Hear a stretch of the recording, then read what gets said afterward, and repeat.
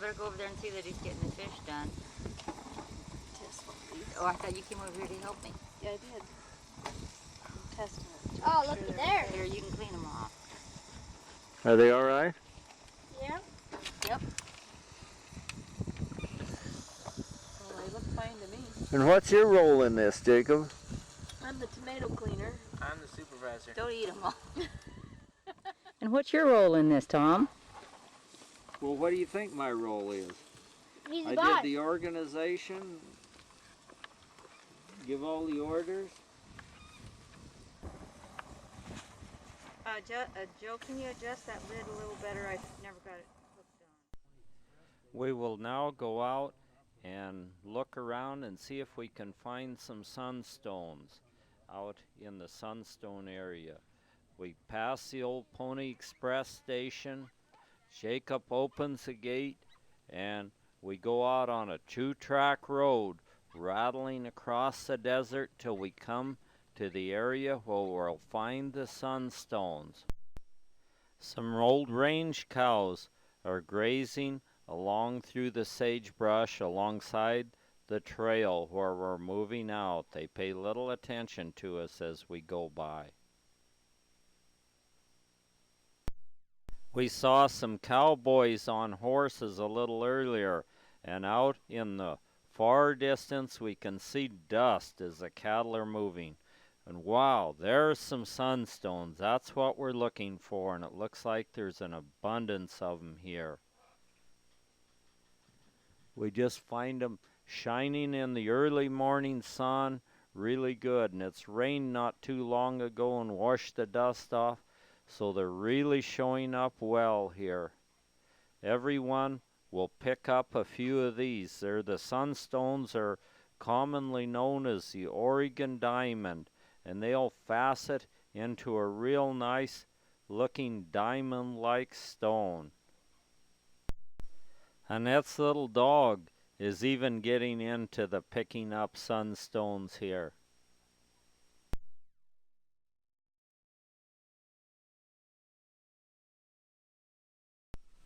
A quite large lizard sits motionless in front of us here, right on the desert floor.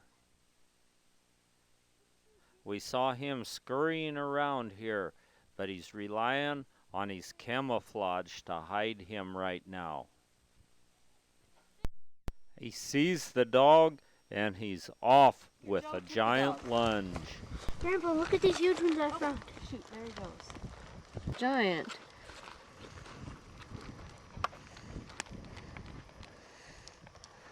Where'd you find them, Joe? Just around in here, on the sides of the walls, like. The cattle are still moving. We can see the cloud of dust out near the horizon. What were you hollering, Joe? In the There's a sagebrush horned here, toad. there's a horned toad setting motion. There's a horned toad named Bill. We'll name him Bill, since he's a horny toad. Well, everybody got a bag of sunstones here.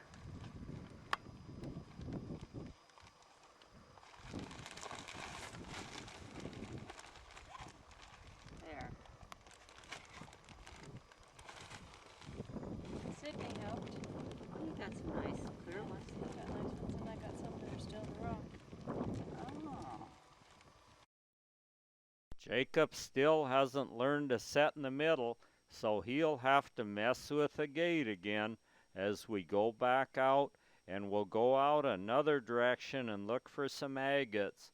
We stop by and see a cave here in some of the formations. A rodent has filled this cave nearly full of sticks and grass and stuff. They've made a nest in it. We see there's little potholes in the rocks here. These were caused by gas bubbles as the volcanic material ran out. A jackrabbit jumped up. Jacob shot him.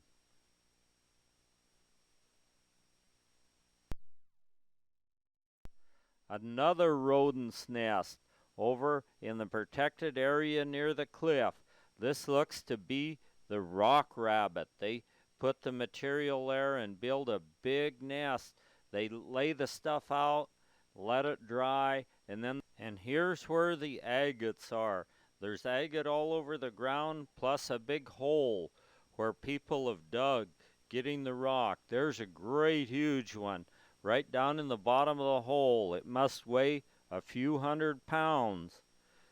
We get back to the camping area where we're camped, and we check the new vehicle. It's looking a lot better. We're getting a good coat of dust on it there. Joe's writing his name in the dust.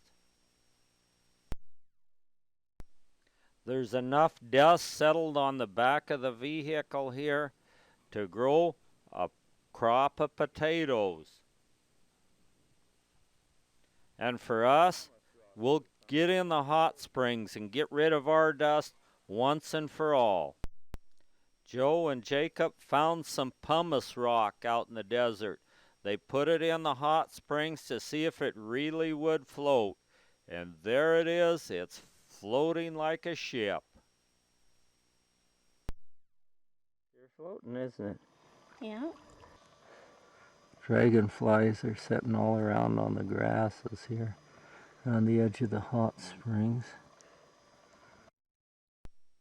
The dragonflies are our friends. They keep the gnats and mosquitoes down by eating them, and they eat an amazing amount of them in a day. We met some people that lived near where we used to live over in Tillamook County. They had an antelope tag. We go out to see if we can find one. We found one. We made a successful sneak on him, but then the sun was right in the woman's eyes that was going to shoot, and her scope was on 9 power, so she could never find him in the scope, and he made good his getaway. The antelope made good his getaway, and an old hawk soars above.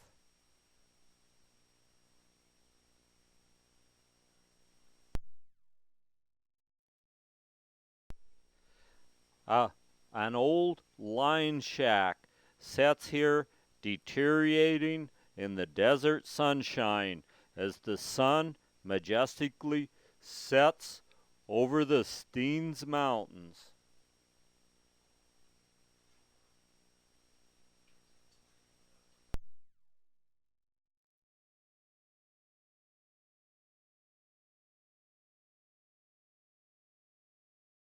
The next morning, we're up bright and early, and we're heading for the Albert Desert.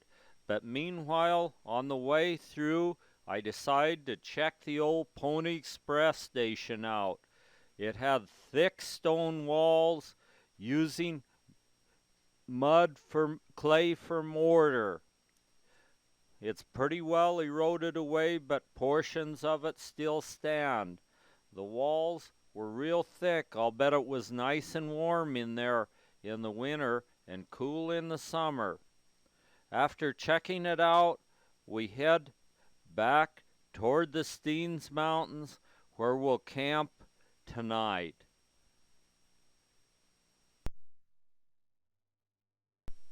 Through the dust and the haze, we see the glacier where we were up around Wild Horse Lake a few days before. We come over the summit, and there it is, stretched out in front of us, the Albert Desert. And it looks as though there are a few people down there with land sailors that are getting ready to try their luck at sailing. We'll fill our water jugs up here at Frog Springs. This is the very best mountain spring water you've ever tried to drink. It's just absolutely fantastic, and it runs out of the ground and it's free to the taking right on the edge of the Albert Desert. So we'll fill everything up with water. It's time we get some fresh water. I'm bringing one of the water jugs back from the spring. We'll put it in our trailer and take it up to camp. Then we won't run short on water. up, he said. Come on. Get the tent up. Leave the dog tied up. We have a bunch of food we're going to put in the source here.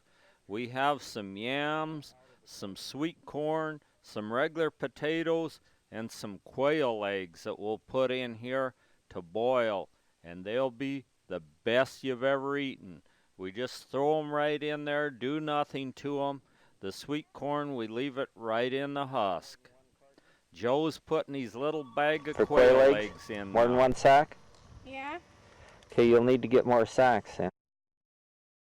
We take a little side trip up to where some old miners had planted an orchard. A little ground squirrel sits there guarding the orchard. This orchard is at about 5,000 feet, where it should never be able to grow, but for some reason it grows and does well here. The miners have long since passed on, but their legacy of the orchard still lives on. It's thought to be a special little climate here, maybe heated by the hot springs. There's a lot of tent caterpillars with the little insects weaving a little web around the apple limbs. We'll pick us a few apples. There's some that are ready to eat here, and boy, they'll be good. We thought we might find some apricots, but we're too late in the season for them, so we'll settle for some apples, and there'll be some ripe peaches here within about a month. We even found some ripe, very teeny plums down here, and they were pretty good too.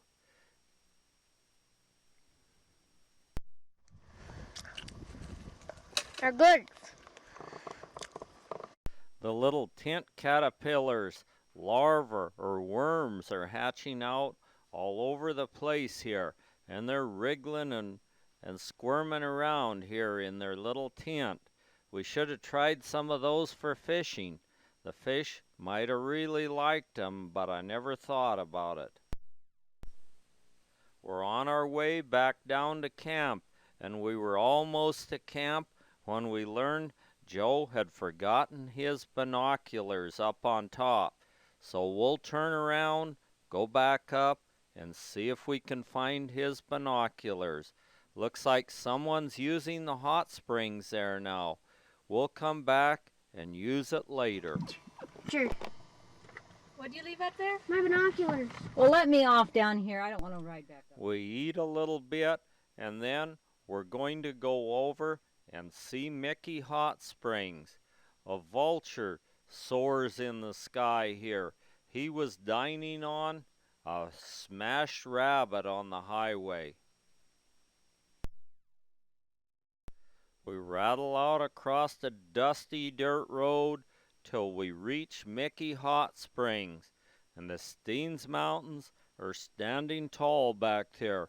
We were up on that very spot, the highest point there, just a few days before, looking down on this spot. We go through a little gate, read the warning where it says there's a thin crust. Tread carefully there. We start seeing the pools. These pools are boiling hot and bubbling. The water is quite clear and deep in this largest pool, but it's way too hot to use. If one were to get in there, he'd be scalded in seconds. There's a ditch that runs from it out to a smaller pool there that sometimes in cold weather it'll cool enough you can sort of use it. It feels pretty good when it's really cold out. The pool's only slightly bigger than a bathtub, but since no one's been using it, there's all kinds of pretty algae growth in it. That algae seems to do great in that hot water. And so there's plenty of it in this pool right now. But we test the water and it's just scalding hot. Further out is we find what was at one time a bubbling mud pot here, but due to the drought, there's no longer water in it, but the steam still's vented there. Here's a bubbling mud pot that's got some water in it, and we can see it gurgling and bubbling as the volcanic gases rise to the surface. There's steam vents everywhere, and here's a smaller little steam vent right alongside this gurgling mud pot here, and you can hear all these sounds of steam escaping. Another pool that's quite clear, but yet there's a lot of activity in it. You can see the water moving as the hot springs water's coming up from deep down below the crust of the earth. This water is all scalding hot. You even have to watch where you step here. Sometimes the crust is quite thin, and you might break through and scald your foot. There's all sorts of smaller hot springs coming out here, too. 7 to kill that. Glorious. So.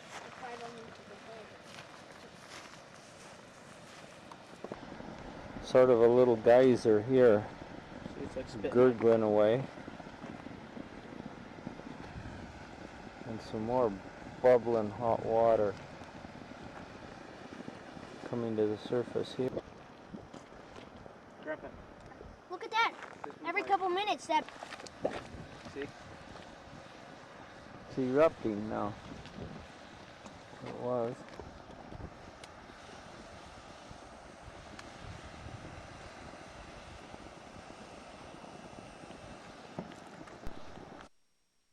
This spot hisses and gurgles and occasionally erupts quite violently here.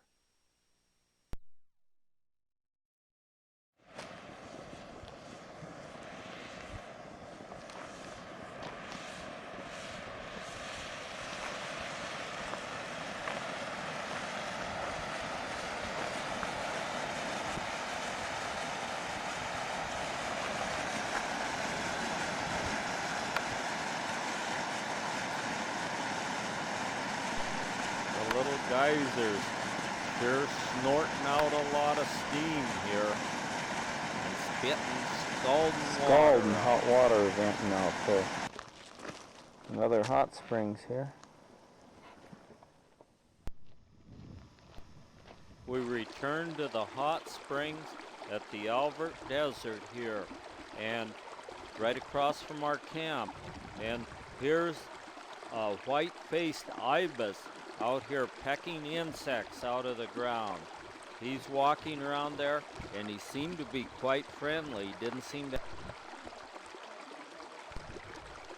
At first, he was all by himself, but then, in a little bit, here a mate came in to join him in his quest for food here. It seems to be a good feeding area right by this hot springs.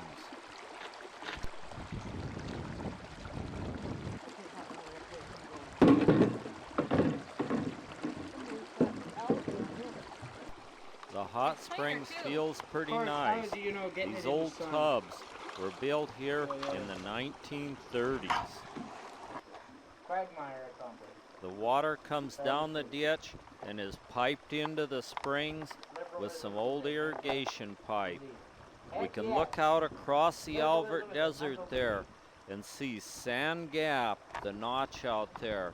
And there's still some water out there. It's been kind of a wet year out there. We're going to go for a look.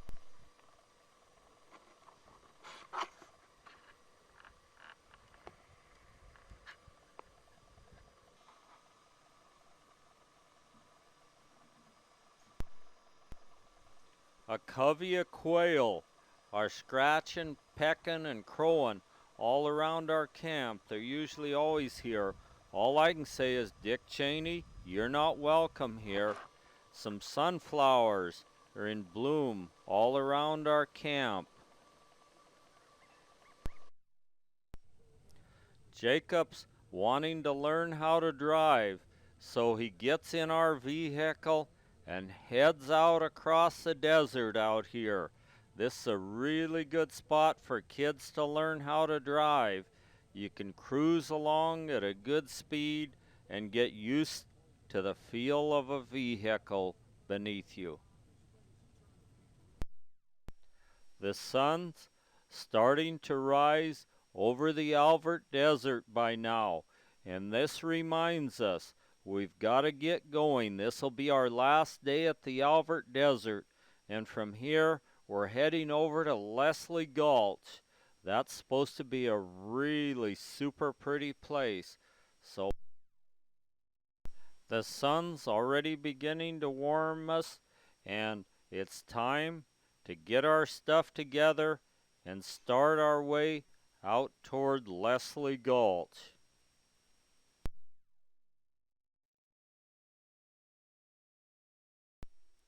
A young buck deer is sneaking away through the sagebrush in front of us here. He easily clears the fence with a single jump as he sneaks away from us here.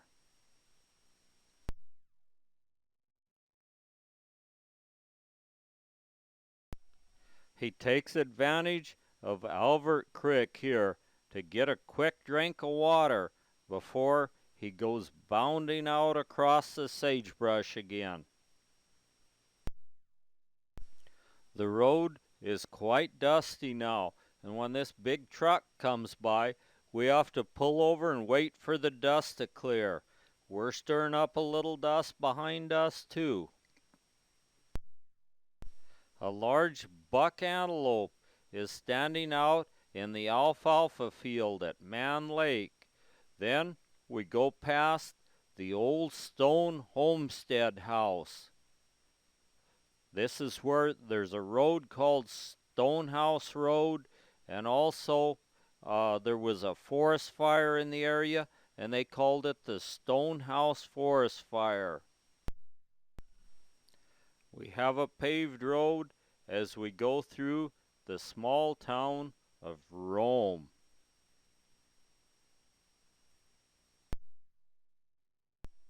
Past Rome, then Jordan Valley. Then we see it, the sign that says Leslie Gulch, and that's where we're going to go check it out. A gravel road winds us down into the canyon known as Leslie Gulch. We don't have to be in Leslie Gulch long to realize what a special place it is with these stone pillars reaching to the sky, and the volcanic dikes standing by themselves as if they'd been sculptured. Numerous times you'll see rock formations that look like the face of. As we move farther and farther down into Leslie Gulch, there is a feast for the eye around every corner. The most unusual place I've ever seen, and it was definitely well worth the tank of gas it takes to get here. Some of these pillars look as though they're on the verge of falling. They probably will someday, but not too soon. We're going to get out and take a look around here. There are places you can pull off and even restrooms. Some of these formations are the shape of church steeples, or look like there's maybe a castle here.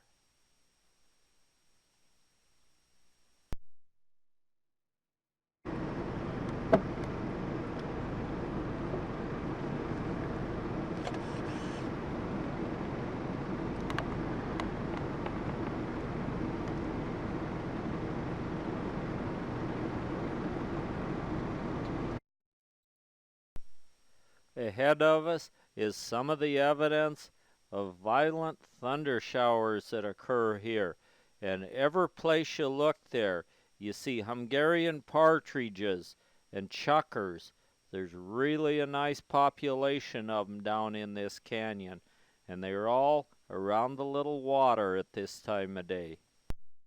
It looks as though the game birds had a real good hatch. California bighorn sheep were common residents along the Owyhee River and its tributaries prior to the arrival of settlers. During the next several decades, the numbers of bighorn sheep declined due to excessive hunting, competition from livestock for forage, and scabies contracted from domestic sheep. The last remnants of California bighorn sheep along the Owyhee River disappeared early in this century. In 1965, the Bureau of Land Management and the Oregon Department of Fish and Wildlife cooperatively reintroduced 17 California bighorn sheep here in Leslie Gulch. There were 6 rams, 8 ewes, and 3 lambs. By 1980, the herd had increased to about 100 animals, and its territory had expanded several miles to the north and south. Opportunities to observe bighorn sheep are best during early morning and late evening hours when they are feeding and drinking.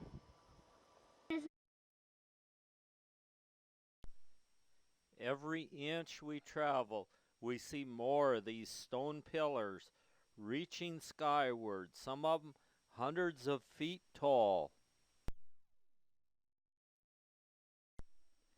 The bighorn sheep bed down in the shade of some of these pillars, and also there are numerous tiny little caves where they can crawl in and keep out of the hot sun during the heat of the day. Standing right in the middle of the road down in front of us is an old ewe and her lamb. I don't know what she's doing dragging that lamb around during the heat of the day, but I think they have been down to water. She stood and stared at us for a while, then she grabbed her lamb off and away she went up the hillside.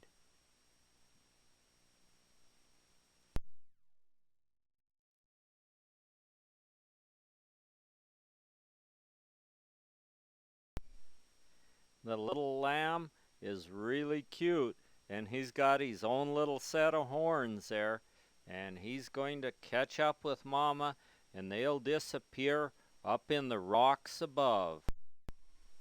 This is a truly unusual moonscape of pillars and dikes and unusual rock formations. This place you can only camp at the campground, but it costs nothing. So we'll pull into the campground. There are even picnic tables with a cover, and it's just a short distance down to the Owyhee Reservoir. We'll go down there and test the water and see if it's good for a fish. Annette's getting a little too much sun, so she found a sheltered place in sort of a little cave. See? See how big it is? Oh, that's a perch. That's okay, we can eat it. It's a baby. Is there a limit on perch? No. Tom?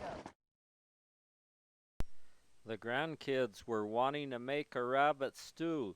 That looks like a good candidate, but no, not here in this very special place. We won't get a rabbit here.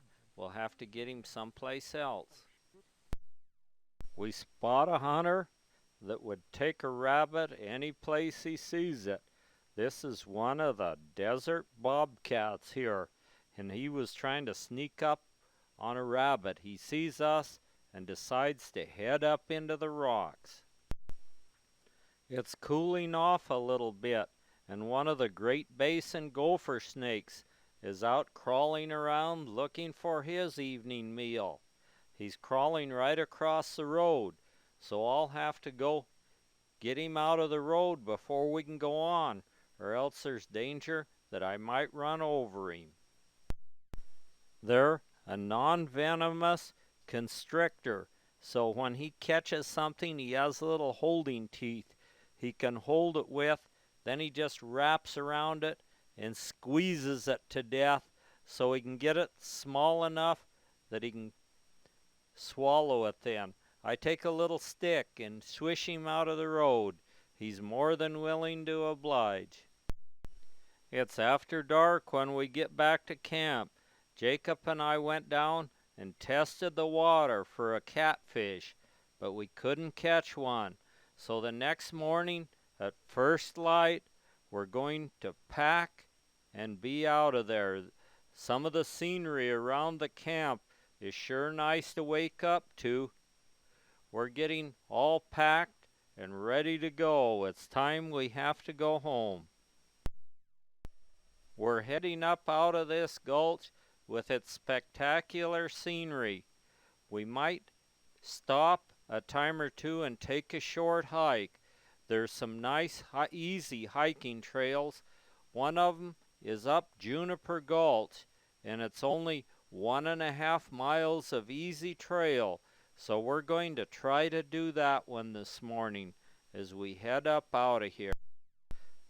It takes a while for the morning sun to hit the canyon here, because it's so deep, but it's already starting to hit the rocks on the other side as we head out of here. We find a spot where there's all these gas bubbles. We stop and take some pictures here. That's really nice. It's just almost like little caves all over the place here with these bubbles here. You could spend the night in there. The one up above us looks like a stone tent here, right on top of the mountain here. That must have been a big bubble that went up and popped up there. There's some little ones and any size you might want. Some that would make a really good home for a caveman here.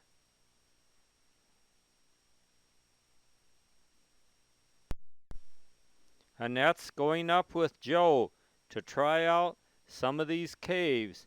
At all times we're being really careful not to break any of the rocks or disturb anything, because these need to be preserved for future generations to enjoy. Joe goes in the cave and pops out another hole. Annette's watching him here as he's going from hole to hole. And it looks to me like when this volcano erupted, that maybe it picked up a kid on the way. I see this kid cast in the rocks right here. That might be a good place to leave him. Maybe it would cut down on the fighting of an evening. The sun is peeking over the top of one of the little pinnacles here now to warm us up and put more light on, so it'll be nice to take pictures. And we sure went through the film down here. Jacob found him a throne to set in and rule his empire of stone pillars and spars and steeples here from up on the top of this mountain of pits. Juniper Gulch will be our next stop. We can see the little undercut caves all the way up here, and the spectacular landscape. It's just a real easy trail. There's even a rock formation that looks like someone you know. The canyon isn't very wide, and it's quite spectacular with all its caves and pits. Looks like Annette's figuring on moving in here. She's doing a little housework and checking around here. This might be a real good, simple lifestyle here in the canyon. And it looks like there'd be plenty to eat. The only thing, if those kids get to fighting. No! Quit hitting me! I put him away and you guys should have just left him there. He hit it, not me! Yeah, but you had him in your hand when I got him. Because I was taking it away from me, Okay, so I well, could put it back in you were an there. accessory. You were going to put him back in there. Like Yes, I was. Oh, Joe, tell another one. Damn it, I had him. And then he had him. Nice to meet you. I'm Joe. Nice to meet you. The birds are all congregated on the road. I think those are the Hungarian partridge here. They're all congregated here to watch the fight as well as everyone else.